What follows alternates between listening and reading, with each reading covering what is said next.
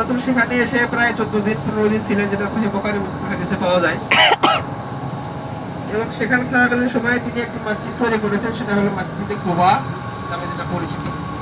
তো মসজিদে কুবায় নামাজ পড়ার স্পেশাল মর্যাদা ফজিলত রয়েছে। রাসূলুল্লাহ সাল্লাল্লাহু আলাইহি ওয়াসাল্লাম বলেছেন, মান তাতাহহারা ফি বাইতি সুম্মা আতা মসজিদে কুবা ফাসাল্লা ফি ওয়া ফি রিওয়ায়াতিন ফাসাল্লা ফিহি রাকাতাইন কানা কাআদলি উমরা। যে ব্যক্তি বাসা থেকে পবিত্রতা অর্জন করে ওযু করে মসজিদে কুবায় আসে, মসজিদে কুবাতে এসে মাত্র 2 রাকাত সালাত পড়ে, নফল নামাজ পড়ে, তার আমলনামায় একটি কবুলযোগ্য উমরার সওয়াব দেওয়া হয়। সুবহানাল্লাহ।